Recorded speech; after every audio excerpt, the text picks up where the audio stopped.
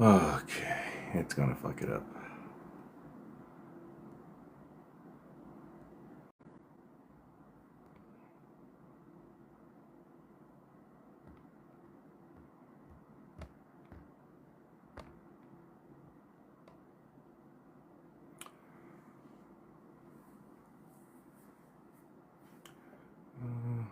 What happened to the double?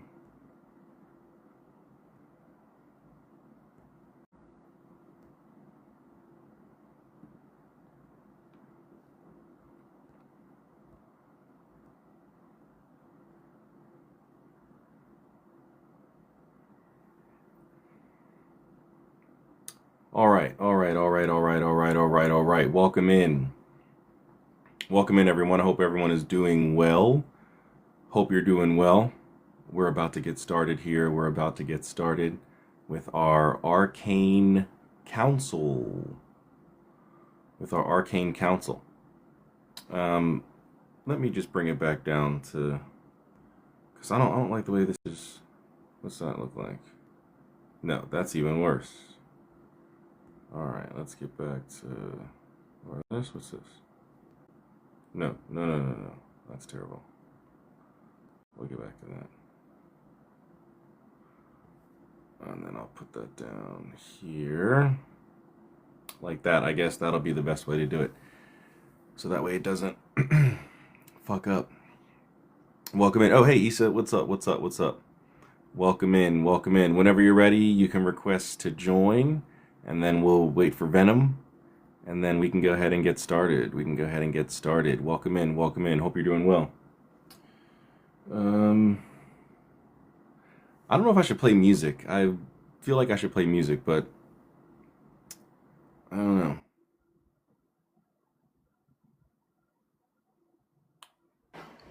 Hello, hello, good evening. Can you hear me? Can you hear me? Hmm. Okay. Sorry, I'm eating a bagel. That's okay. No worries. I hope you're doing well. Doing really well. I hope you had a great week. Did you? Yeah, I had a pretty good week. I can't really complain. Had a pretty good week. I'm still waiting for that good news. So I'm hoping this coming week I get that good news. Uh, it's I was told it was going to be a slow road. So, but I'm hoping next week. So What's going on? we will see. We will see. Oh, nothing bad. It's actually just it's just really. I just don't want to say until it's either yay or nay, and then I can say what it is because I've got work for it. So I don't want to put any issues out there with that work. So Yeah, that's why I don't talk about anything I'm doing. yeah. All right. It's only been a few minutes. We're still waiting for Venom. If he doesn't get here in the next few minutes, I'll send him or if you want to send him a message on Discord. But I haven't seen him pop in yet. And oh, wait a second. There he is. There he is. There he is. What's up, brother? Welcome in. Welcome in. Whenever you're ready, man, you can request to come up. No rush. I'm definitely starting to feel better for my alchemical work. Oh, good, good. Everything's not so intense anymore. At least yet. Again, until the end of this week, I'm sure something will come up again, but today I feel like everything is starting to really physically embody in Hmm. myself that um sensation I was telling you that it felt like it dropped to my feet. Well, I woke up Friday morning feeling like just very aware of the environment's movement. And I just wanted to sit in the dark for like half the day, which I did until I was like, okay, I want to go out and do some things. Yeah. And that next day, Saturday, I woke up for a couple hours feeling like my body heat was on my back, and I literally stood in front of the fan a few times Saturday, and I was just like, redistribute the heat in my body. And today, I'm feeling like I can take that sensation from my feet, and when I um, inhale and lightly put pressure on my stomach to like slightly not control it, but allow the my breath to settle there, so it like opens that channel, and it felt like a coil was spiraling out of my stomach and going up into my solar plexus and just resting there without that, putting a coal on a fire sensation like it did when it was up above in my chest last week. So that's a big improvement. That's awesome. That's awesome. I am glad to hear that. I'm glad to hear that. Sorry, guy, I can't figure out a way to get this to flow so that way you could at least see both the chat and the background. I've switched this thing like 6 times and it Sometimes it's weird. Sometimes it doesn't work like the way it should. yeah, I don't like this at all. Yeah, also, why is it when you do that, unlike the other times, it pulls the chat box all the way up? Yeah, I have no idea. This this seems to be the best. I don't know. TikTok's coding is horrible. Yeah, this is not. This is no bueno. There should be an like. So I like this. This view right here. Hold on. What is this? Go away. Go away. I like this view, but I would like it if I could pinch the background and like zoom out so we could see the whole thing and move the chat down. But I don't know. Shouldn't you be able to do that? No, I can't. No, Like, it doesn't let you. If You I have pinch, to it pinches re-edit. like it does me. If I do any pinching, Well- it makes me bigger or smaller. It doesn't do anything for the background. So Oh my I don't know. God. I'll just go back to the other one, and I guess we'll just have to deal with that. TikTok doesn't have any like background editors, and it should be integrated. Yeah, it's ridiculous.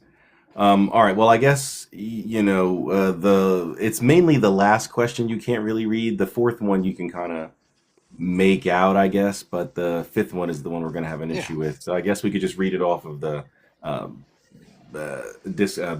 Google Drive. And welcome back, Venom. How was your vacation, man? Thank you. It was good. It was at a theme park, so that was Nice. it was work. Yeah. It You was went a to lot Disney, of right? walking, and we went to Universal. I think we walked. I think we Oh, okay. walked like 7. Uh-oh. I think you cut out there, brother. Yeah, that 1 second. Oddly enough, I can hear you better. Can you? Yeah, you're like... Sound doesn't sound so surround sound. All of a sudden. Like you usually do. Well, it was switching AirPods. It was the reason I did that. But I think we averaged 7 miles a day. Oh, wow. Yeah. But I mean, that's to be expected. I love Universal. I'm not really a Disney person, but I don't have kids. But I love Universal. I loved it too. It was Bro, really... you should go to. You should. Have you been to Disney? Yeah, it's just I don't have Oh, kids. okay. So I was it's gonna say not- you should go. It's like weird for an adult to be riding the teacups or to be riding, something for children by himself. Like I not. don't have children. No, So go to. Just go do Epcot. yeah, okay, yeah, I like it. Do the around the world like food and drinks, and then they have the Guardians of the Galaxy coaster that's cool as fuck. And then, Yeah, that was pretty cool. yeah, But I like Universal. I like the Harry Potter world. That's really I really do cool. too. I'm The Ministry is upset fucking awesome. that I they didn't get to do removed. that one. Yeah, I'm upset that they removed the one Jurassic Park ride that I really really like, and they replaced it with the Velociraptor or something. There was a water ride in the Jurassic Park It's area. still there. Oh, it's still there? I Yeah, was the just there River like 2 years Adventures. ago. I swear to God, I could not find it. No, River Adventure's still there. It's just a little bit down the walkway from Velocicoaster. So like I swear to bro, we spent like an hour trying to find that place and like we couldn't find it. Wait, when did you go? Did you go after the hurricane? Because they had it shut down after the hurricane 2 years ago. All I know it was 2 years ago. It was we went in July or August. I think it should have been back up by then, but they had. So the hurricane hit 2 years ago and damaged that ride, and they had it Oh, shut down for repair. that But makes River sense. Adventure is still there. It's like between the comic section and before you get to Velocicoaster, it's right there on the left. It's still Oh, open. damn. Okay, we must have not been looking hard because, but we're also drunk and high and all that stuff. So, I went to um, Disney when I was 16 for my family vacation after my mom and stepdad got back from Mexico for their honeymoon vacation. mhm. And when I went there, there was like this roller coaster ride where a T Rex was chasing you. I'm 32, so like that was a long time ago. I don't even remember what that ride was, but it's kind of spooked me a little bit. Wow. Yeah, I'm new to Disney and Universal. Like the first time I went was 4 or 5 years ago, and I like Okay. Disney. I think Universal does their theming, but I think overall, like Universal's better. I do prefer Yeah. Universal. Yeah. Their theming is way better, and their rides tend to be better, in my opinion. Agreed. Even their dark rides, like the Mummy, is fucking awesome. Yeah. Yeah. The Mummy was cool, and the old Mummy was cool too before they updated it. And I'm mad that they got rid of King Kong and Jaws and all that other stuff. Wait, no, Hmm. King Kong is still there, right? No, there's a Kong ride, but it's like a Right. party Right. bus Right. Right. style ride. Right. But they Right. got rid of the other one. Yes, they got rid of the one where you actually like are riding through, and it's not LCD screens. It's actually an environment, and King Yeah. Kong is there. Now it's all LCD screens and nonsense. But Uh, um, I got to go to Epic Universe, which was the park they opened last year. That's where they did the Ministry of Magic is there. oh, So that a nice, new nice. Harry Potter world, and then they have Dark Universe, which is the Universal monsters, and then they have Super Nintendo World, which is Mario and Donkey Oh, Kong. I've not been there. I've Ooh, not I seen want that to yet. go with that. That sounds like fun. It's awesome. It's the best one out of both parks combined, like Universal and Disney. Epic Universe is the best designed park I've ever been to. Well, good. I'm glad you had a good time, man. I'm glad Yeah. you had a good time. And all right, let's go ahead and get started. Let's dive right in. Heartfelt. Yeah, I'm not sure. We're not able to get the background right. So if you're even still in here, a few people left. If you're even still in here, TikTok's backgrounds are not great. But don't worry, we will go through all the questions and we will read them out loud so you guys know what is going on. Um, all right. So, well, I think it's just us three in here right now. I think Yeah. everyone else left, unfortunately. All right. Well, let's go ahead and get started. Um, let's see. I guess we can just start with the first question here. Uh, what's up, Mighty? So, what's the difference between invocation and evocation? And when should you use each? What's up, Wellness Foundation? How are you? Welcome in. Who wants to Hmm. start? Evocation is when you're calling something outside of yourself separate from you to work with it, and then invocation is calling something to work with that influence through yourself, typically to align yourself with it.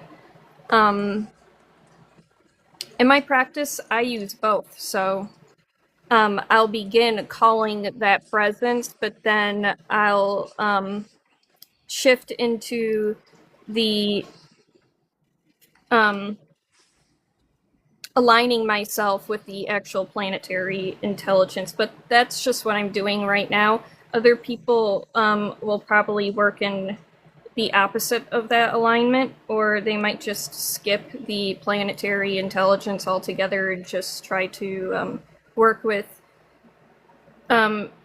the spirit by evoking it. So, Okay.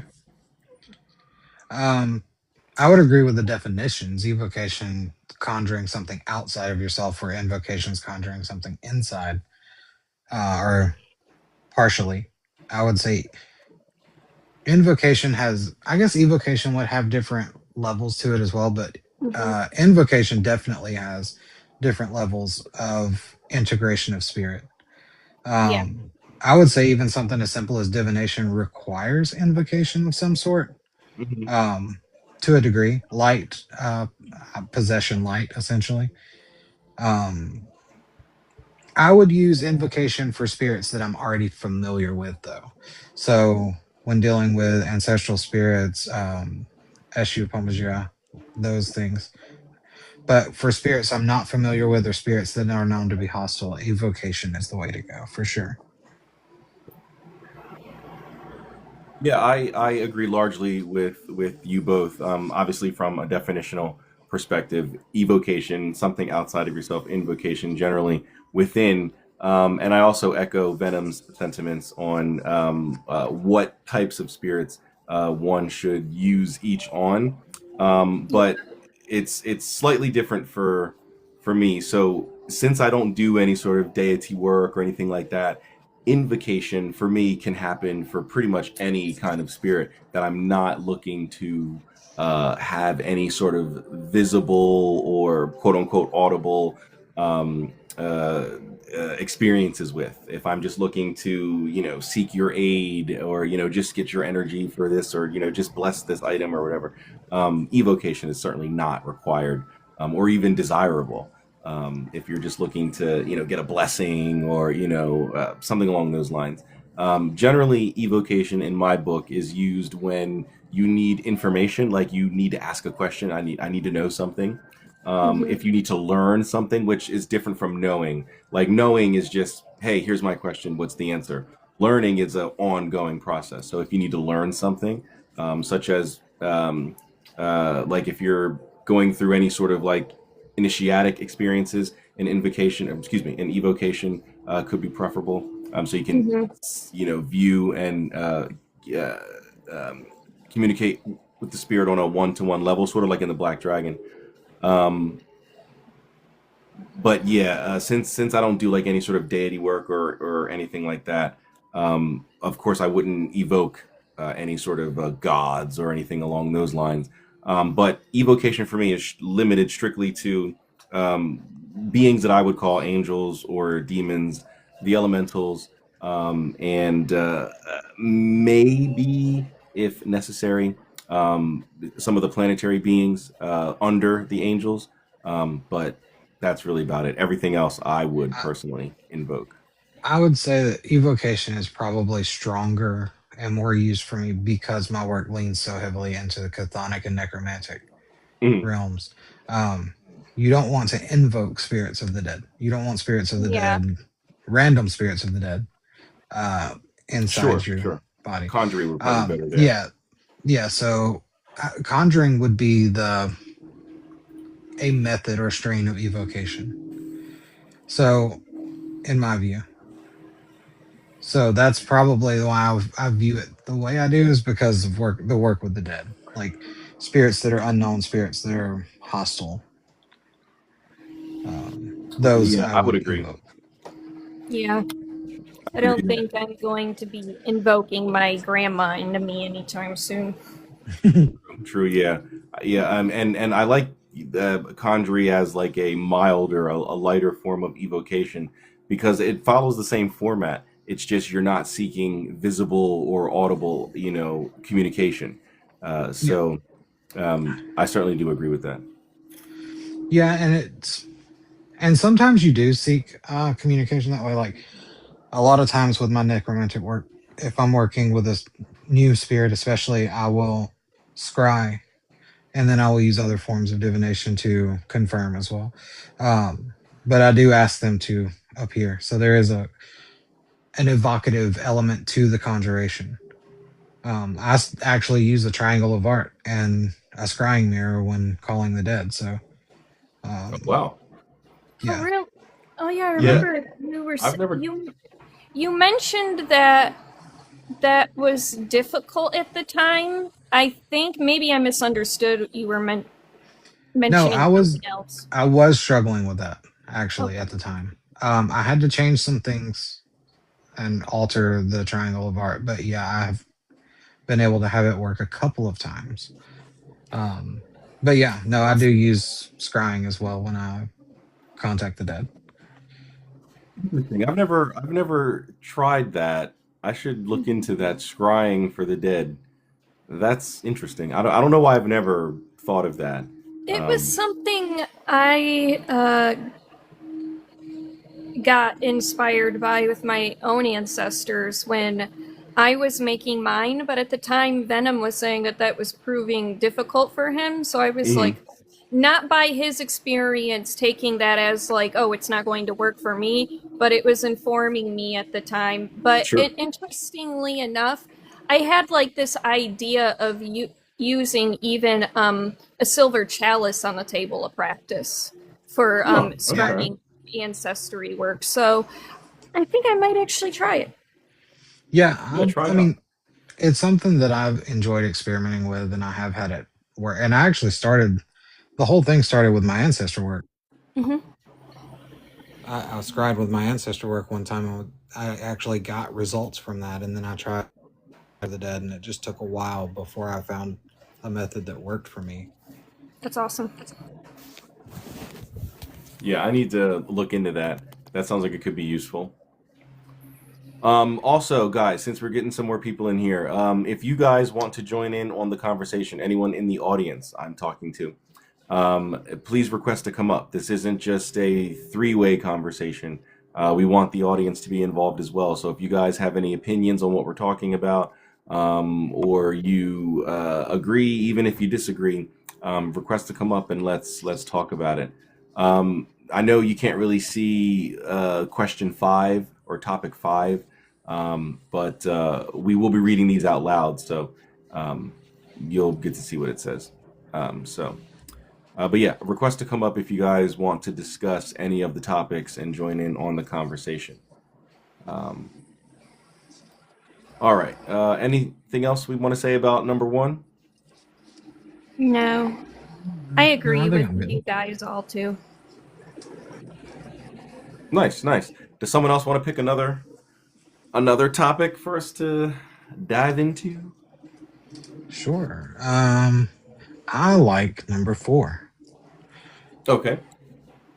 appropriation in the occult. When is it appropriation and integration versus appreciation and assimilation? Um, I think the line is actually pretty simple. I think appropriation happens at the moment that you start to make a profit off of it. I think that Okay. that is, to me, that's the line. Like, you can study something, you can even practice something, and like invest in another culture, spend time around it. I think at the point that you take that culture, and there's also kind of a caveat to that like when you take that culture and you use it not in a way that is integrated and appreciated, but in a way solely to make money and make a profit, then that is when it becomes appropriation. Agreed. I like that. Yeah.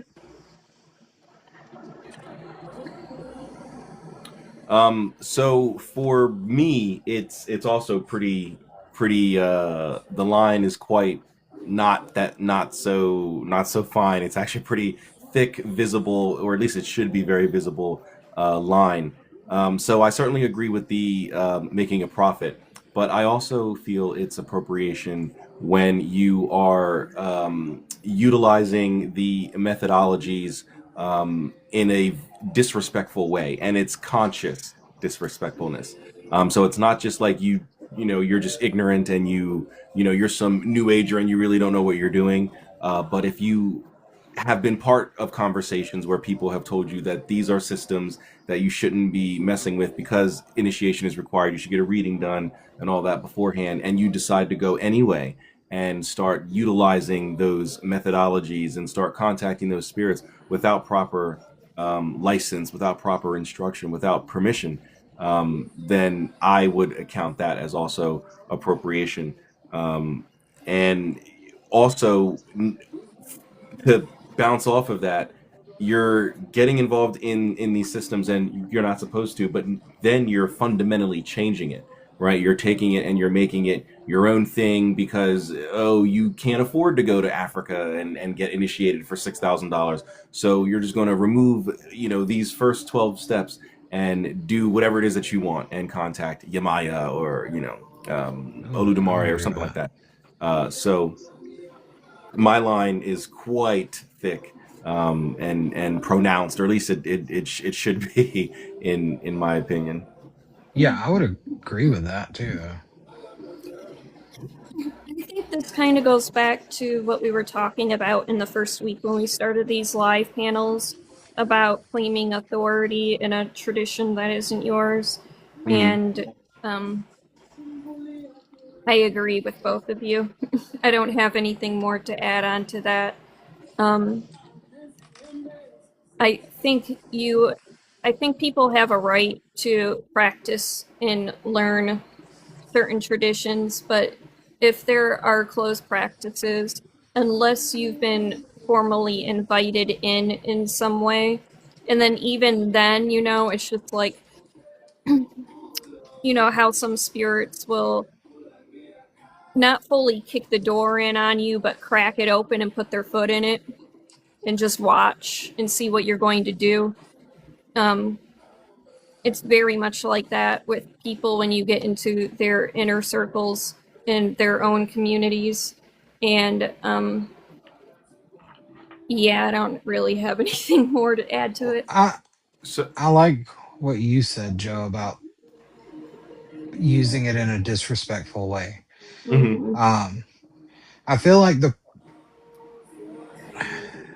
disrespect can be different from person to person, but the way that sure. you kind of brought it together to like, if you were altering the system or if you were changing the rules of a system, or if you're skipping, let's say, you mentioned Olodumare and Yamaya. So if you're going to work with Yamaya or try to, like, there are things you can do. You can ask practitioners like that are initiated, Hmm. how can I honor, how can I give offerings and do that in a safe, respectful way? If you're throwing all of that to the side and saying, this book says I can go to the ocean and Right. call Yamaya, I do think that is appropriation as well. I would agree Right. with that.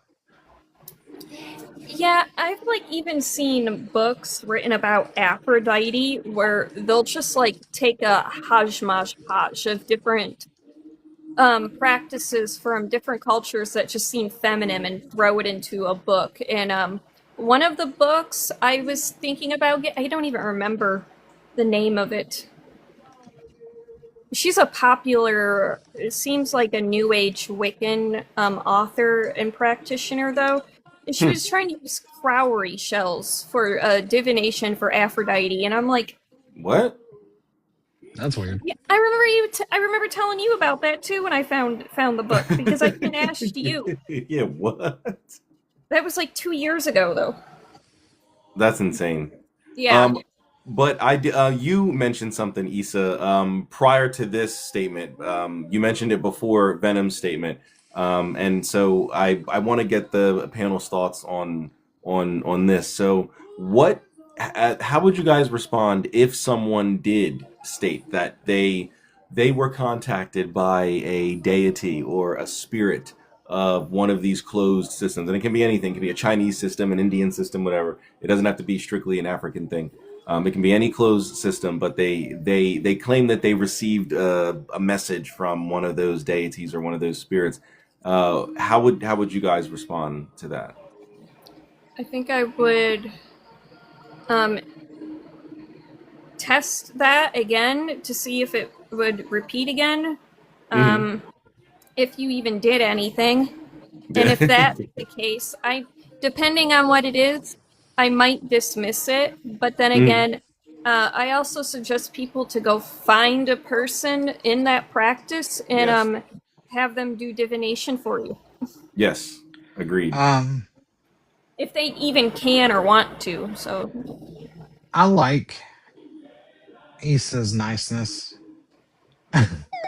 I would actually lean on the.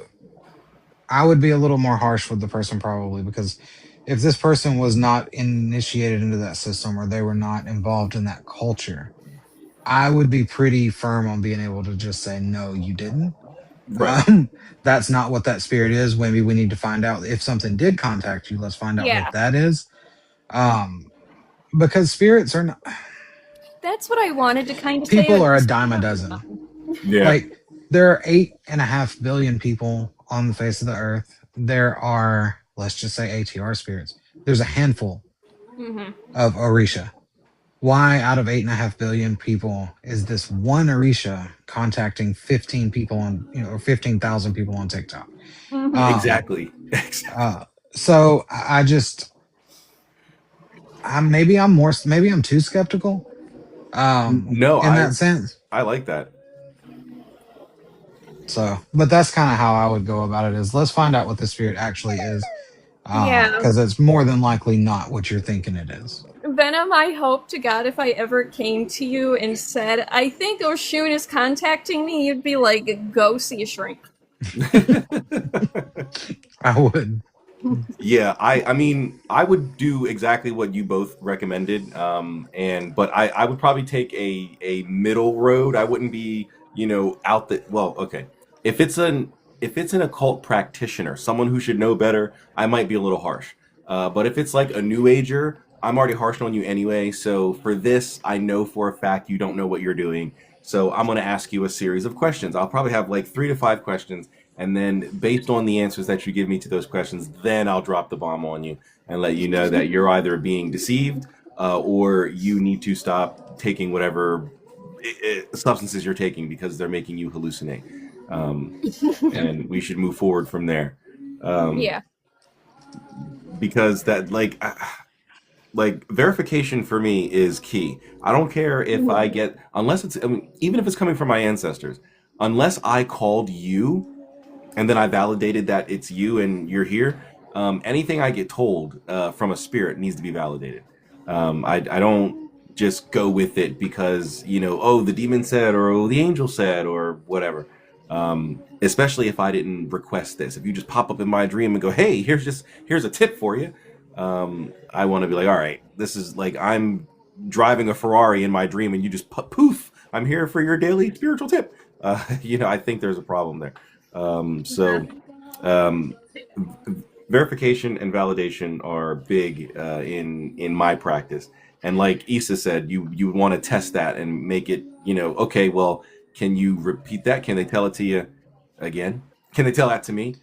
No? Okay. Then you might want to go see somebody who is actually initiated in the system and get a reading done. Yeah, I mean, if I, there was a, oh, go ahead, Isa. I realized when I said that it was a little too, like, I was just, after Venom kind of pulled me back a little, saying I'm too nice, I realized No, if I was a white person going up to somebody in ATR, they'd probably be like, "You're very open and a little too forthcoming and like brave." well, it's not even too. I mean, there have to be some people that are nicer Yeah, than others. I mean, that's just. But being around so long and through so much of the new age shit, and just seeing like the trends of this spirit called to me or this deity called to me, and a lot of it is ego. A lot of it is people yeah, thinking they are special, yeah, or wanting to feel special. A lot of it is not that. Most of the time with deities, especially the Orisha, there is a process you have to go through before they even know who the fuck you are. Yeah. So it's not like this is where we get into like people transposing the idea of the Christian God onto all of these other spirits, because none of these other spirits are ever claimed to be omnipotent or yeah. omniscient. Um, just because you exist and that spirit exists doesn't mean they know who you are or they're interested in contacting you.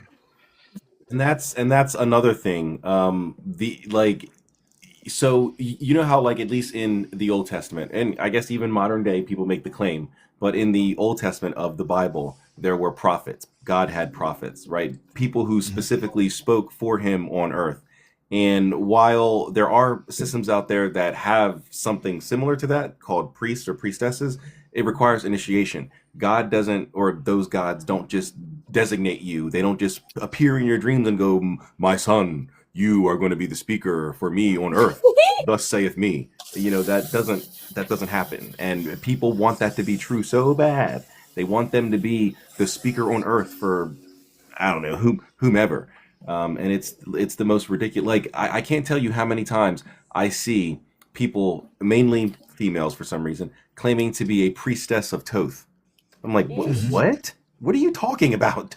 You're not a priestess of Thoth. Thoth does not just go out and just grant priesthoods upon people. Like, what are you It's talking about? badass, though. It Yeah. sounds badass. Yeah, and that's the thing is like people a lot of these claims like I know some people that are actual priestesses or priests or priestess. And the amount of work and time and study that goes into being that um That's it right there. it's Yeah. you're not going to get that like nobody's going to be like now you can do this. Everybody else though has to spend years working and reading and practicing to get to this level, but you can be here today. That's not a thing. Exactly. It's not fair either. Wait, No. what just happened? Hold on. Why won't this go away? Hold on, guys. My screen is like weird right now. Okay. Um, how do I fix this? Okay, there we go. I don't know. It like there was something on the screen. All right. Unless you guys have anything else to say for that one, Astro Labor. I think that's how you say your name. I'm sorry if I'm mispronouncing that. Is it Astro Labor or Astrolabor? Astrolabor. I think Astro Labor is better. But he or they, I don't know if it's male or female, would like to talk about question number or topic number 3. How can we view our past lives? Let's discuss different methodologies. And they also requested to come up. The Hebrew guy, I was literally going to bring you up after I finished that little speech right there. So if you still want to come up, I was going to bring you up with Astro. So request to come back up. I don't know your name. I don't speak Hebrew, but request to come back up. Hello. Yeah, it's Astro Labor. You're right. Astro Labor. Okay, yes, thank you. Thank Yeah. you very much.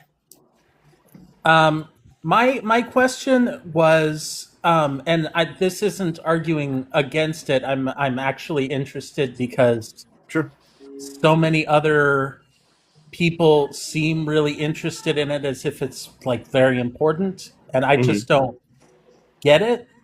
Like if this ego, I guess, this me that I view as me is not the one that passes on to the next life or is not the one I've received from a past life, why do I care if I'm viewing other lives or Well, you not? don't have to care. It's for people who are Or why interested. right. Well, I Um, mean why are people interested? Like what benefit do people I see what you're get out saying. of it? Right. So the concept of past lives is due to the soul needing to learn certain things and to develop and grow. And you can't do that in one lifetime because the soul lasts forever. So it doesn't make sense that in the, let's say on average, 75 years that you're on Earth, that Right. information, that those lessons are going to last you the entirety of eternity. So there's more to learn, and those past lives, you would have learned the things that you, uh, uh, well, it's in the past tense. So you have learned things that your soul brought into this life that helped you assimilate and adapt in whatever ways that is for you and your life. That if you didn't go through the things that happened in your past life, may not work out so well. And that's not going to make any sense until you view a past life. And then you'll understand, oh, well, that's why I act this way, when certain situations happen, because in a past life I was whatever, right? So So it's like received circumstances that you have to live out. I don't know if received circumstances is, unless I'm misunderstanding how you're using that. I don't know if that's. It that you have to work out certain things, Mhm. and so you're destined to it in a certain way, and that lets you know how you can more directly address that kind of thing. Is that what you're getting at? No, because that implies that implies direct knowledge. Um, I don't know how to explain it without you having without using a specific example. And Okay. So, sorry. okay, Isa. I've No, been sorry, go holding ahead. the word in my mouth for like a minute. And different Yeah, go ahead, please. previous emanations. Okay, Okay, what do you all mean right, I by like that? that. Can you explain what you mean by that? So I'm an astrologer within my hermetic practice, and Yeah. each of your placements are a different step on a ladder, so to say, I Through the guess. spheres? Yeah. Yeah. And each of those are not necessarily different fragments, but different sparks or seeds of parts of yourself. You know how people say, For you like a know, liturgical practice. yeah, you're like, you got different aspects of stardust in you. Yeah. So I see it as that in a way. That's like the best way that I can explain it. Now the only thing is though is if to help make that more sense is if like you knew your past life like within the past few generations. That way you can at least get a calculated birth chart. But I don't think that's the only way. Like people do meditation, they regression therapy and such like that. Um, this is a very sensitive topic for me because um, a good chunk of my spiritual practice in between witchcraft and theurgy has been Buddhist. So my mindset when it comes to past lives is more of an intermediate within the intermediate sphere of your current life. So Okay. the past life from those uh, that viewpoint at least comes from different stages of development and maturation in your life. So like the point of you being a baby to an infant to a child to a teenager, a preteen, young adult, a grown adult, and all of that, being old. Yeah. So midlife, elderly age kind of thing. So I've not had any kind of past life regression, not even any kind of memories or dreams. I've had many Hmm. dreams of myself being in different astral landscapes that would seem past life, but I don't think that's what it was. So, um, outside of my astrological viewpoint, there just some uh, theology. I don't really have another way to explain it. How that ties into the how the planetary liturgy kind of thing ties into the past life question I had. Mm-hmm. I think I missed the connection. So the different emanations would be the different sparks between the spheres and your planetary, the signs that those planetary spheres take up in, and the different seeds of potential manifestation that are in your current life. Um, I was wondering how that would be from the viewpoint of a past life. That's the only way that I could rationalize that in my head. Okay, because um, I have learned some Hellenistic astrology, and I do planetary magic, but I'm by no means like advanced. Yeah. Um, so I have not strictly, but I look to the material first before the spiritual, and not just for like it's similar. I'm getting off in the weeds. I apologize. Thank you for your answer. We all smoking up in here too. It's okay. Okay. Yeah, I should just step down. I've lost my train of thought. But thank you. That's okay. Thank you for coming up, man, and sharing. Thanks. Of course. Okay. Bye-bye. Venom, I'm curious on your thoughts on past lives and the traditional, which is methodologies for viewing a past life. I've actually known some traditional witches that will do it through the different your normal divination means, but I've struggled Yeah. because of the my shit changed again. Because of the way that I view the soul and the person. So to me, a person is not one soul; it's three souls, and those souls interact with each other and at times like combat each other. Okay. Sort of like the Freudian idea of the id, ego, superego. You have the lower, middle, and higher self. Yes. And all of those souls don't go with you when you die. That's how we're able to conjure the dead. Most of the time, we're conjuring shades, the lower souls. A Sometimes we quick can conjure. question Yeah. is that similar to the spiral soul? Kind of, yeah. Okay, because I think from what I remember, when I was studying like what is it, like New Zealand forms of witchcraft or Australian witchcraft or something like that, I was learning that they have this concept of like the spiral soul where it starts at the base and then which is one part of the soul and then it spirals up to the center and then that's another part of the soul, then it spirals up again to the top and it's called the spiral soul, and it's tri-leveled. So I figured that was maybe sort of a similar thing. It repeats in a lot of different traditions, and it's the reason that I actually subscribe to this view in the first place. You see it in the Celtic with the cauldrons, lower, middle, and higher cauldrons. You see like this idea of a trinity of souls in so many things, and because of the interaction between those souls, I think it's really hard for anybody to have.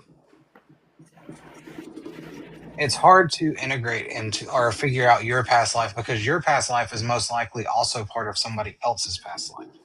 Yeah. The way that all of these different spirits and different energies interact makes it really difficult to kind of latch onto the idea of past lives. Hmm. So I've always kind of struggled with that idea of like, is that even a thing we could know, or is there anything unique about having that past life? So, when you die, your body goes to the earth. Your soul ascends upward. Now, I'm just curious for the mental aspect. I feel like that is what goes into the blueprint of the chart moving forward. So the spirit is separate from all three of those parts still. I think that's the part that people are interacting with. And then that even has layers.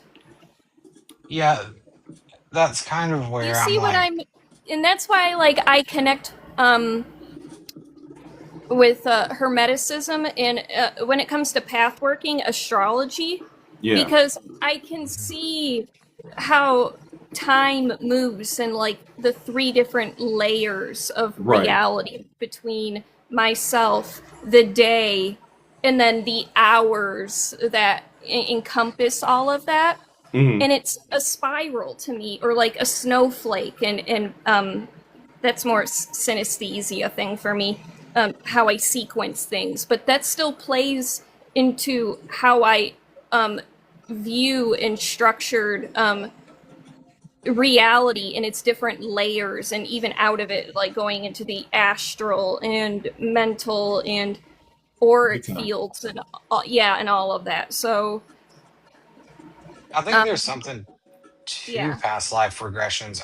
I'm curious, like how applicable it is, considering like your higher self has to reason with your lower self. So your higher self Hmm. has to reason with your base instincts, your animal instinct. yeah. Um, Yeah. And so that's kind of part of the reason why I put that question on there, because I think I've told the story a couple times before. I've been regressed once, but I've Mm, never been able to validate that regression. And so while I mean, being a hermeticist, I certainly believe in reincarnation, and so therefore past lives are a possibility in my worldview. Um, yeah. Validating that, I'm kind of, for lack of a better word, lost on how one could so I know methods to view them. Great. Now, as I said earlier, validation is big in my practice, so it's great that I saw this. But now, how do I know that this is valid, and not me just, my ego just showing me what I want to be a cool past life, right? Because of course everyone, every woman was Cleopatra in her past life, and every man was, Julius Caesar or Alexander the Great or some nonsense. So like, how do we validate that? Um, Get another one. and I mean that's the thing is all. Well, see, that's even a problem in itself because you can get another one and they can all be true. yeah. Yeah. Well, yeah, Because yeah, it's facts, some facts. You could be viewing a it's whole different version of yeah. the of that past life. Like, so, Yeah, because of the way that, like, if you follow string theory and Mhm. Yeah. theoretical physics, because of theoretical physics, it makes it nearly impossible to have a unique back life or a past life. yeah. Um, so at some point, all past lives are everybody's past life. Yeah, So all right. it's So like, then we're all Cleopatra. That's great. yeah. I love Um, it. So it's like how one, like you said, how do you validate? The other issue is like, what importance? What does it really bring? Where's the benefit from this? Yeah. Yeah. Um, the lessons that you learn, even from a hermetic perspective, like the lessons that you're learning throughout your lives and throughout reincarnation, stay embedded in your soul. Hmm. Um, and that's, each life you are supposed to pick up more wisdom or learn, learn more things. And all of that translates to your higher self, like after you die. Um, translates to your soul after you die, whether you view it as like your higher self or higher soul. Um, but all of that translates into one being that you can return back to God, which is an amalgamation of every living thing that's ever been here. So it's like at that point, like, how do you, like, what importance would that past life have if the lessons are already ingrained in you? Exactly. Exactly. I've Like, told cool stuff about my past life, you believe. Yeah. I mean, but I don't know if I agree with it. It was a kind of a sucky life too. I wanted a cool past life, not a farmer just out in the fields. So that kind of sucks.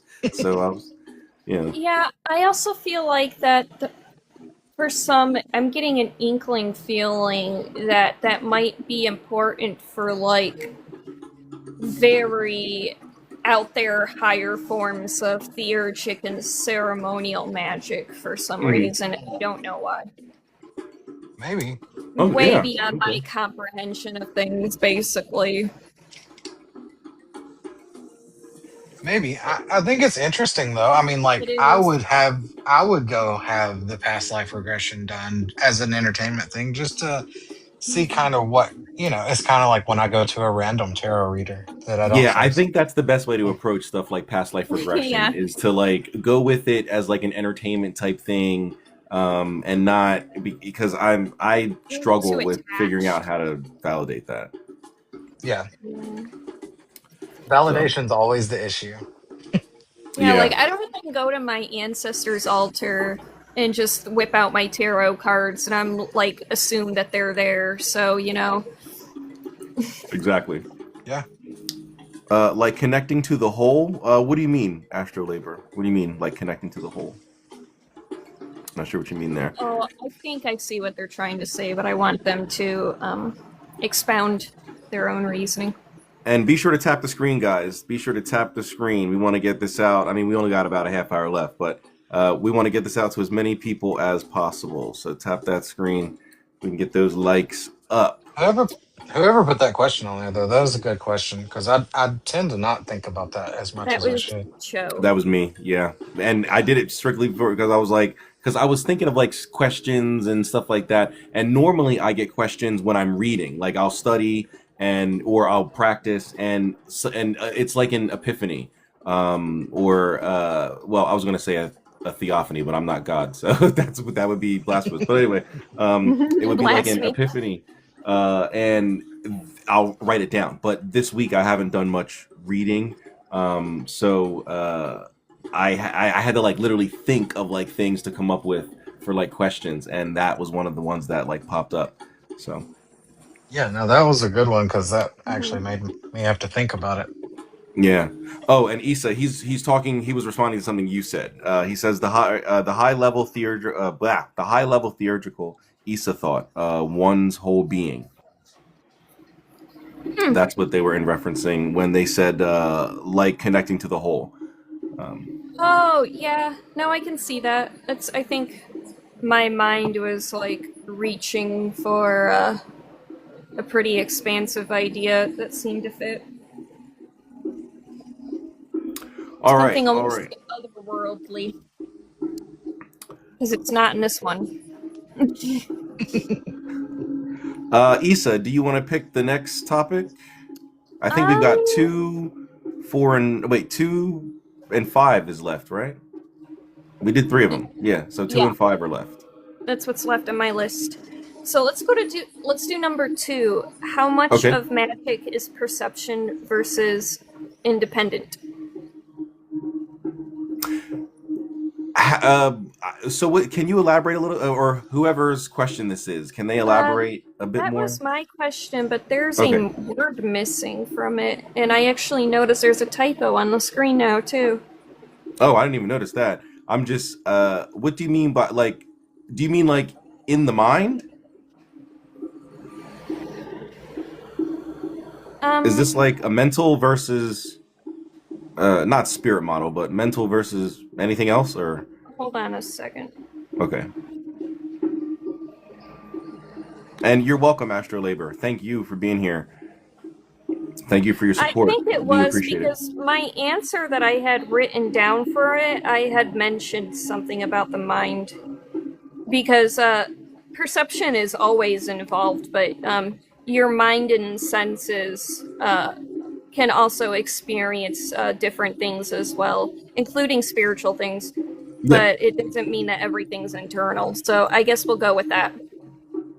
Okay. That Yeah. wasn't originally what I had, though. It was something independent, though. I'm sorry about that. That's okay. No problem. So going with your revised version, I definitely believe that the mind is extremely powerful.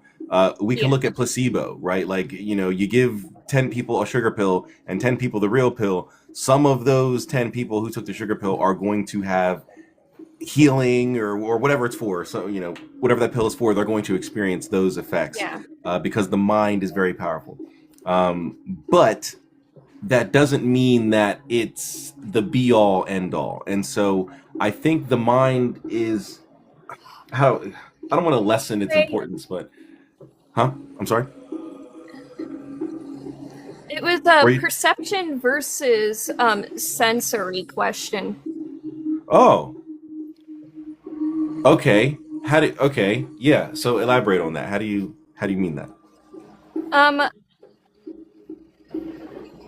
well, stemming from what I said, I had written that removing perception isn't the goal when you're going through that, especially for myself because I do have synesthesia.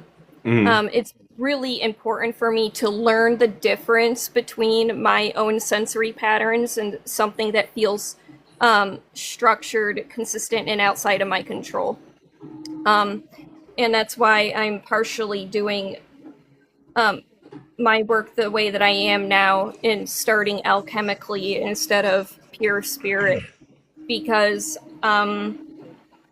like I had mentioned before, I have a hard time working with the Mercury spirit because I'll get waken up, and was one of the consistent things that I kept running into that made me realize I should probably do alchemy, and it was messing up with like my mundane life. And I can't just work with raw volatile spirit and then try to discern how to internally metabolize it at the same time. Oh, I see what you're saying. Okay, I see what you're saying. So Okay. I think magic is experienced through perception, but not entirely created by it. I think the work is learning where the boundary is. So are you asking Yeah. if it's subjective or objective? I don't remember. That's the thing. The original word I put in front of interpretation, but it had to do with sensory perception. Perception of your senses inside yourself and outside yourself of spirit. Right. Because Okay. that's what my answer was. I think if I'm answering this correctly, I think it's a combination of both. I like what you said, where you need to figure out where that middle ground is, where that line is delineated. But I think unless you're, the exception to the rule, I think most of us are going to find that line is right around the same spot, with varying degrees of differences depending on your worldview. So, does your worldview allow you to perceive spirits in this way, or just magic in this way? Does it allow for multiple ways? Or are you able to have a dualistic perspective on this, sort of a dichotomy, or is it only one specific thing? I'm looking at you, Christians, and any monotheist out there. Well, I'm a monotheist, but anyway. So I would say it's a good mixture of both, but where that line is, I think people are going to find it's relatively the same for most of us. Okay, so I'm going to answer this question in a couple of ways because the actual wording of the question made me think of something else too, though. Oh yeah, cool, nice. But I agree with Joe on the perception aspect. I think that, yeah, I agree with Joe. I think that your answer was spot on for how I feel. The question originally made me think of, though, does magic exist without our perception? If you're unable to perceive it, if you're unable to, if you haven't built up your senses and stuff, can magic still work? So, and I think that's also an interesting question. Is how much of it is dependent on your perception? Like that, and I would answer that as yes, it can still work, but I think it would be the hit or miss type of a thing. It would be you try three, they failed, the fourth one works, but you don't really know why. You can't really repeat it because you don't know why. 5 and 6 fail, but number 7 works. Maybe number 8 works, but number 9 fails. I think it would be like that. It would be like a hit or miss. If you don't know what you're doing, you don't have any of your psychic faculties opened. I think it would just be random, like throwing darts at a wall, or at a board in a dark room. Maybe you hit the board, but probably not. But then again, I have known people that have like not the strongest skills in visualization, but they know how to word things and they know how to speak with intent and still move things too. Yeah. It's insane. And that's kind of what leads me to think, like, because I've also known people that do not practice magic, and I loathe the fucking term manifestation, but I've known people that can just make shit happen in their life. Yeah. They just have the ability to do that, and they have the ability to tap into a current that gives them that generative force.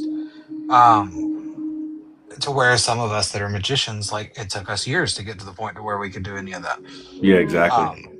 And so I do view magic and spirits both as currents that exist, whether or not we perceive them or interact with them. Like, they're going to continue to exist.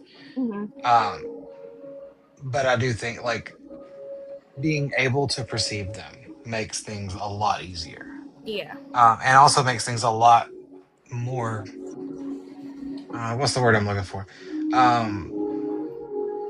Consistent. Yeah. You're going to have more consistent results if you build the foundation and you can Yep. perceive these energies.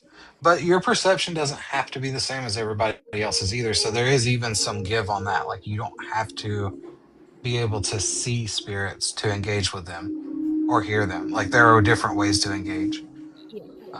Same with magic. It has synesthesia like I do, so I'm a little bit of an outlier on this question there.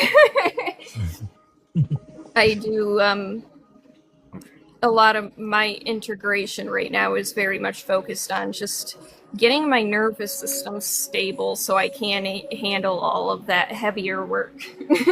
Which this already feels heavy, but not in an overbearing way. Yeah, yeah, and I like the rephrasing of the question that Venom had, and well, I kind of already answered it, so I don't need to repeat it. So never mind. And what's up, Usurper? What's going on, man? Yo, what's going on? Not much, Um, not much. do you even? I know, like last time we spoke, you don't really remember. Do you know remember our last conversation? I do not. I'm sorry. It's okay, bro. I don't really care about it. It's okay. But no, I wanted to actually get your insight on what do you think on like remote viewing.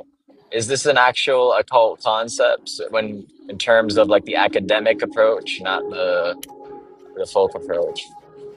Well, I don't. I mean, I've never really seen an academic approach that I'm a fan of, but that's only because most of the academic approaches I've come across are from like New age what's that sources, place that like institute or whatever but The NIH. gateway, the what the gateway thing.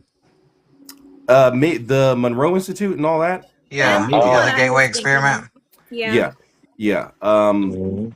That's the academic. So I'm gonna say this. In my opinion, remote viewing is a watered down version of what scrying is. And scrying has multiple uses, and the remote viewing is what scrying is supposed to be without the scrying device, right? And but I've not come across any remote viewing methodologies or techniques that I would prefer over scrying.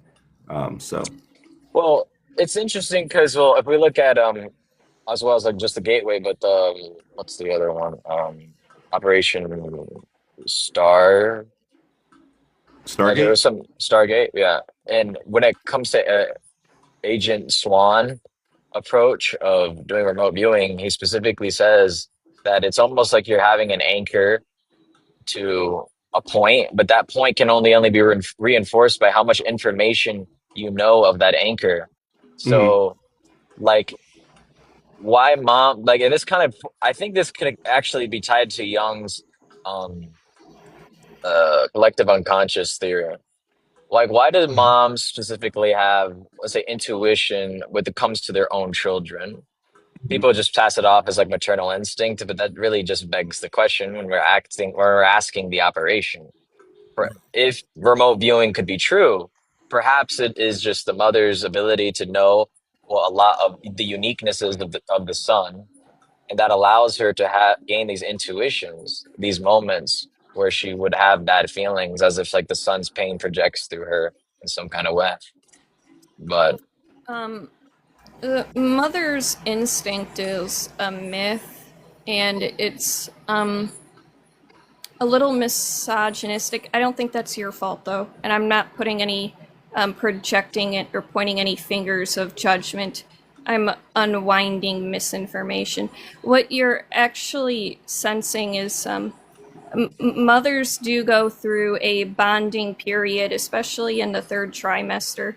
Um, and that's when a lot of women will start to experience paternal amnesia as well, because the mother and child are so focused on communicating with each other via the cells, the embryo sac, and the mother's bloodstream as well, which the cells inside of a child forever live inside a mother's brain.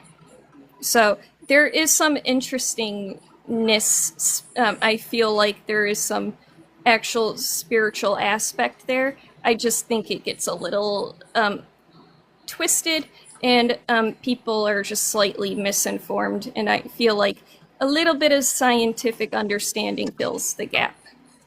I don't Well, think anything you said had anything to do with intuition, respectfully.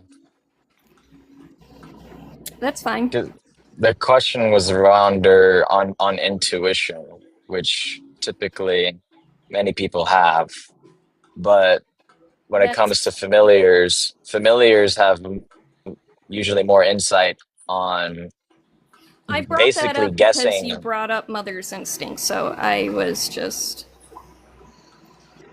Well, I ex- mentioned intuition as you well. But you we're even not see looking to debate, guys. This yeah, is we're not Yeah. looking to debate. yeah, this isn't a debate.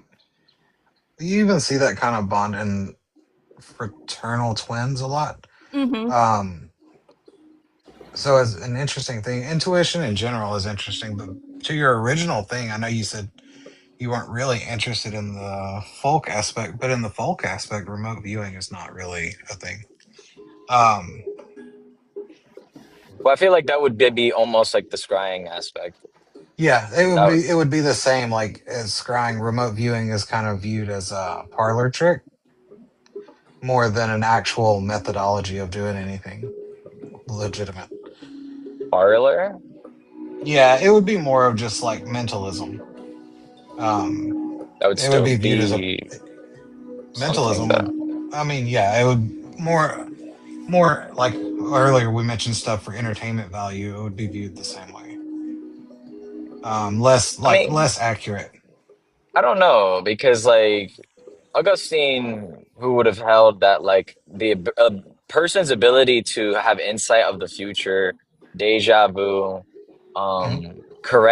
correct guesses, is because the soul's ability of forecasting the future in his Confessions.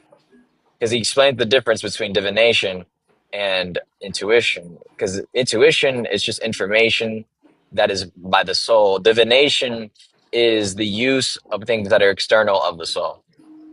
So if one can use remote viewing, this can allow someone to essentially getting the same exact results without divination.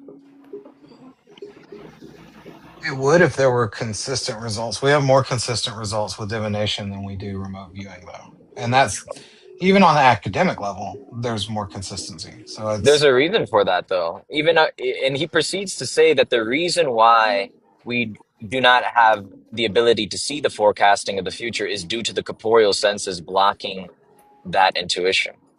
But yeah. usually, these moments where you basically correctly assume the event that was about to happen, only happen in cases that you did not desire it. The moment you start desiring it, it plays into your corporeal functions, like your amygdala, your dopamine. It's like it now becomes more of a guess than actual intuition, and that Right. that's just a gambling at that point. But if you can just say like just a thought that whizzes by you that my son is in danger, and you correctly assume your son was in fact in danger, that is a phenomenon that is so hard to test because you can't make them be aware or provoke them to try to like desire that outcome or hope that outcome may be true. Or the ego gets involved, and then it muddies the water. Right. It's almost like adrenaline, right? Like you can't force adrenaline on yourself. It's provoked. So it's like it's something I'm trying to really test, like really make a Well, documentary on that. you can give yourself a shot at epinephrine, Oh, well, but but that would be so dangerous. Like, oh my God. But but I see what you're saying on that. yeah, yeah, it's something of mine. I'm interested in doing. Because like, oh, I'm in the casino industry, and I have so many anecdotes. Like where I had a friend, his name was Dan Weinman. He was the WSOP champion of 2023, $12 million winner, poker player, right? Poker requires a lot of basically guessing and reading, but the thing is, not all poker players who play by the book are successful. And one of those reasons perhaps could be experience, but even then, there are even inexperienced players who are still on the top 5%. And Dan Weinman was one of them. He was relatively new. He only had like 2 years of experience. And I was dealing to his wife, his friends, and they're all women. And they told me to leave the room for a quick second, which was, and I was just standing out there a little bit awkward. And he was like, it's like as if like they're announcing someone has brain cancer. Now he said this as a joke, like completely as just like a normal, edgy joke. And then his wife, 5 seconds later, says, "Yeah, so Amy has brain cancer." And we both looked at each other like what? Like, what are the odds of that happening? But it's like, I even asked him, like, do you have moments where you just uttered a phrase or a thought, and it just instantaneously came true? And then he's like, well, yes, I had many of them.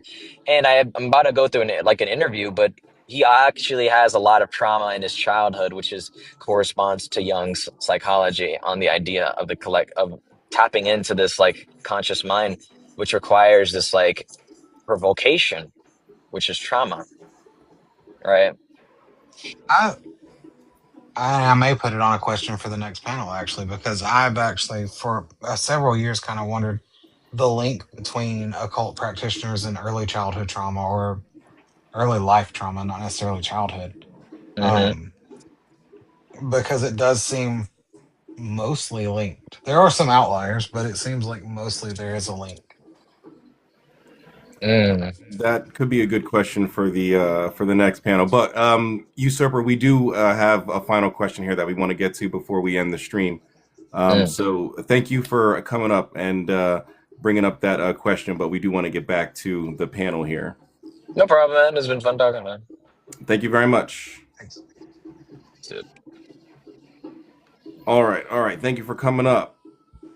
All right, so let's No get this problem. final question out the way here. We've got 15 minutes left. That should be enough time um, to complete this final question. So this is one of my questions, or one of my topics that I brought up here, and it essentially is humans becoming angels or demons or other such spirits, such as the legends behind Metatron, who supposedly, if you go with those legends, Enoch became, or Sandalphon, who, if you go with the legends, Elijah became.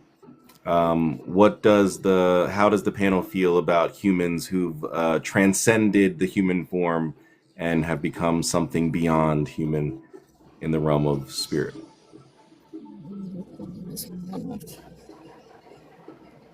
To speak. But outside of that, I don't um, think so. I don't. I don't think that I'm going to become a god anytime soon. Why not? Darn it. I don't. I like even when people that run around and do all of that um, talk. I just kind of like. And I know some people might look like you don't have an imagination. Just have some fun. No, I'm not Yeah. 20 anymore. I Sorry. I think I have a hard time with the angels demons aspect of it because Yeah. of the nature of angels and demons. However, Hmm. I do think, I mean, from my beliefs anyway, people can become either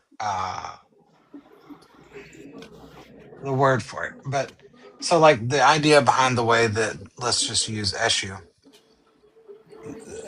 in Kimbanda. Eshus become Eshus. They were human at one time. They are spirits of the dead, Hmm.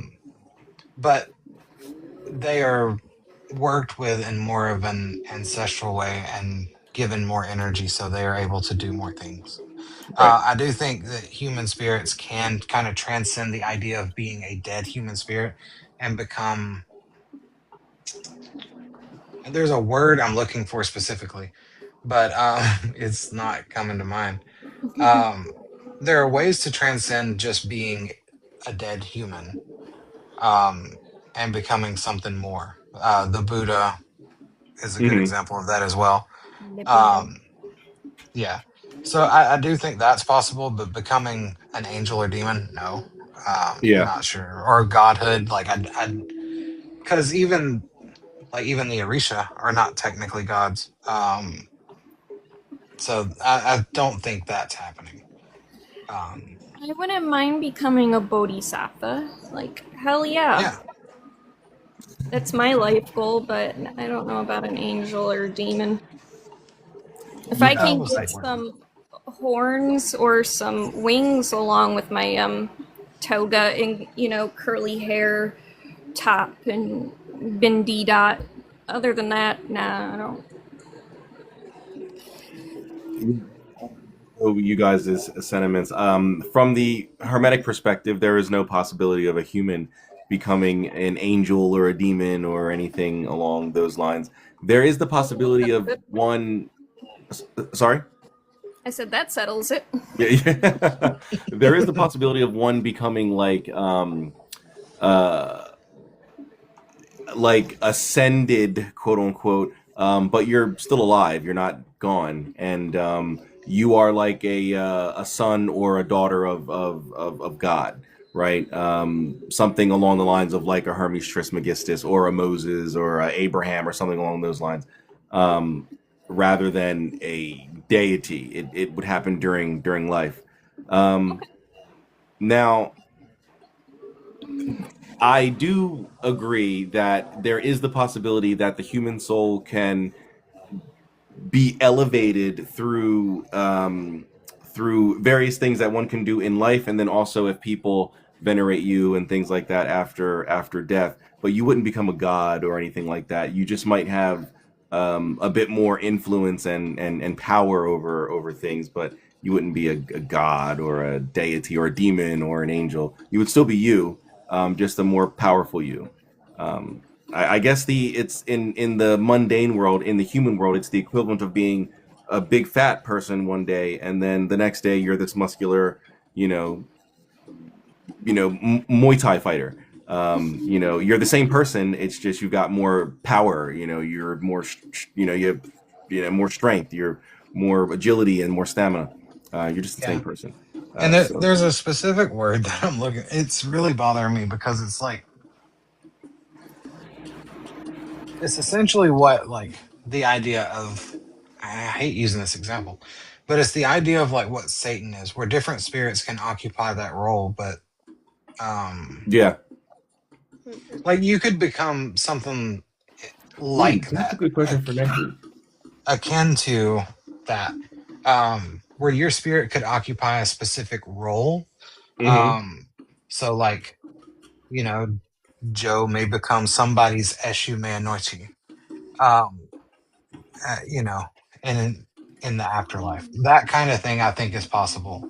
Um, but as far as actually like transcending to the point of an angel or a demon, because I view those being very specific things for the traditions they come from. Yes. I don't think that's So from everything I've ever understood. Angels and demons are not made, are not humans. Don't become them; they're made that way or emanated in that way. You can become an intermediary. Somebody's intermediary, probably. You can transcend to the level of ancestor. I'd like to be that, or True. Yeah. True. a child of God or whatever. I don't mind. Can I just make that a little less Christianized sounding? I don't know how else to say that. Child of the One. No. Noose light. Um, Daughter of the Noose. yeah, Something like that. yeah. And thank you I'm for gonna the have to gifts, rephrase Nitro. this. I appreciate you. Put a new question for next week, but I'm gonna have to rephrase it because I don't know how to word this without putting like 4 sentences in this question, and I want to save space, so we can, So when you do this, when you do the background, there's enough for all of our questions, Yeah. or topics. I keep saying questions, topics. Is Um, also moving forward. Is five questions seems to be good.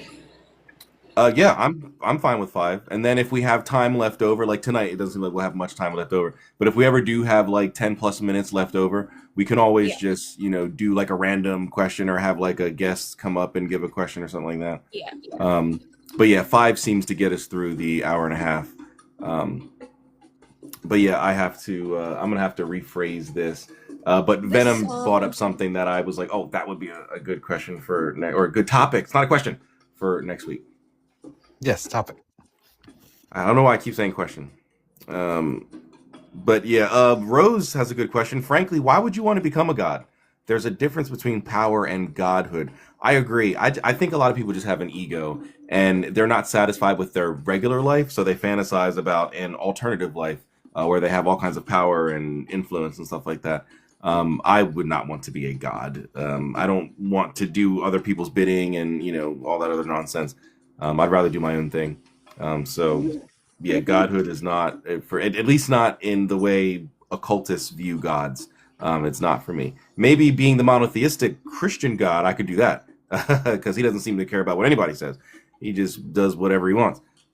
But I couldn't be like a Zeus or an Anubis, and someone can call me and petition me, and then I show up, and I'm like, all right, well, I'll do it, but you got to give me 3 shekels and some rum, You So you I need didn't to want to do that. give me a fresh vape cart to evoke me. Yes, actually, yes, please, because this is I have to wait until tomorrow after work, because we're not open before 9, to get. I'm like out, and this is ridiculous. I got a So fresh cart yesterday. yeah, see, I'm like really upset. Like this is like out. This is like empty. So I think it's a I think that kind of comes from people's own feelings of inadequacy when if they aspire to godhood, EA co-editing. Um, so I think that's where that really stems from. I was agreed. thinking Hey, of that Angela, a few times throughout the stream too. I'm like, I wanted to bring it up. I'm Yeah, doing well, Angela. I hope you're doing well also. Thank you for being here. Thank you for being One of here. these days, I just kind of want to, like, for shits and giggles, just if someone asks me how I can become a god, I'm gonna say, I don't know, we'll go ask EA Quitting. He's got a whole forum dedicated just to that. yeah. He's Oh well, thank so. you, Angela. Ugh. I will not He's be not doing here, that. so I'm not going to debate him because he's not here.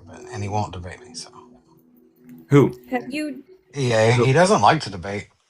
Oh, Oh, really? I've I've been in a been few of his live streams, but I've never seen anybody try to debate him. no, he doesn't like to debate in his lives. Uh, he tries to keep himself pretty insulated from that.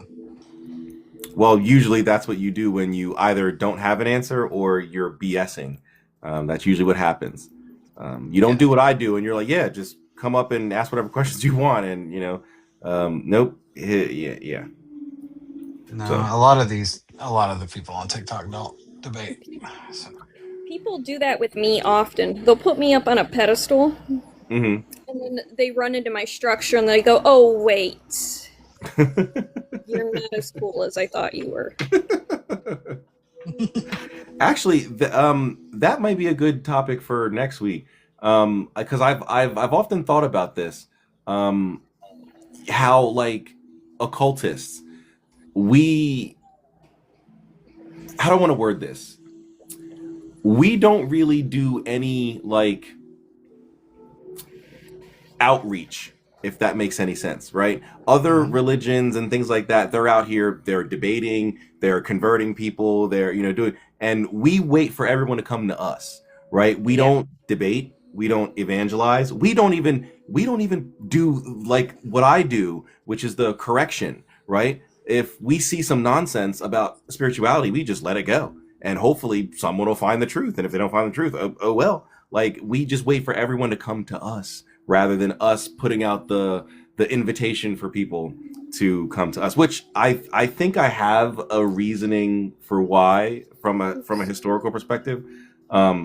But next week would be a good that would be a good topic. Yeah, I have a historical reasoning and philosophical reasoning why we don't do that as well.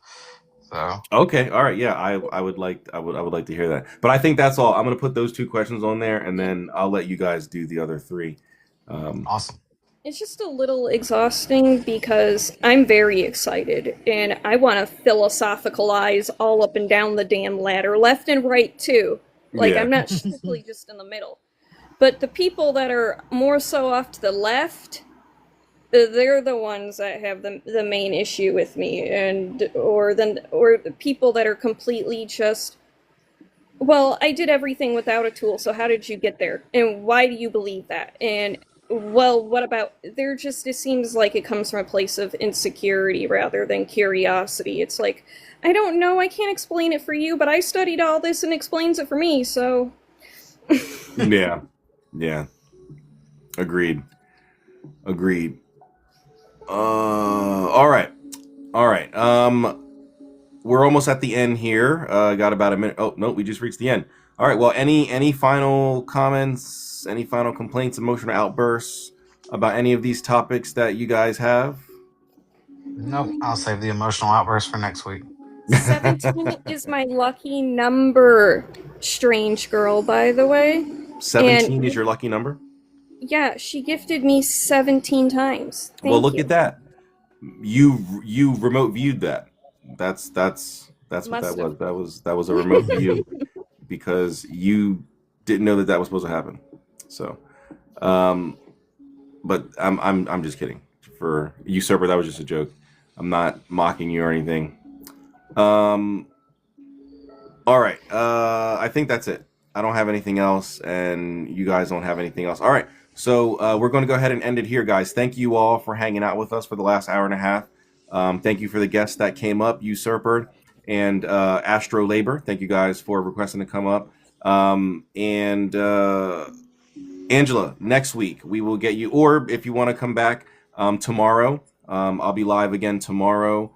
Isa and I will be live completing our reading at the end of the reading. So the last half hour we do a Q&A. If you want to come back tomorrow, we can get you up tomorrow. Sorry. I'm sorry. We're gonna be reading Rufus Opus next. Yes, that's right. 7 Spheres. We're going to be reading Rufus Opus's 7 Spheres after the astrology text.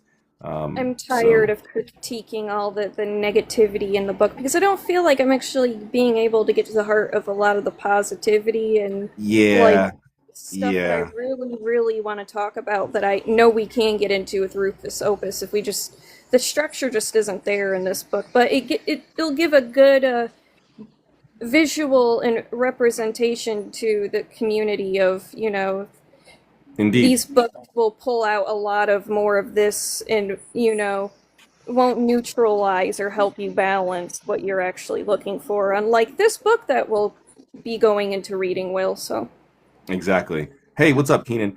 And also, Venom and I on Tuesday are reading Conjure Codex.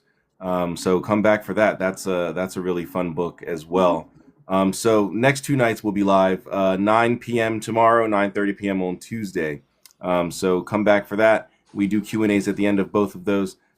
So yeah, I think that's it. Any final words from you guys? Anything you guys want to say before we get out of here? Thanks for having me up. I enjoyed the panel, and thanks for everybody in the comments. Of course, of course. All right. You guys have a good night. And Indeed. Have in the a good comments. evening. Thank you all. Thank you guys for taking time out of your night to join us here and elucidate with this panel. And I'll see you, Isa, tomorrow, and Venom, I'll see you on Tuesday. And the rest of you, I'll catch you guys in the next one. As always, seek the mysteries. Peace.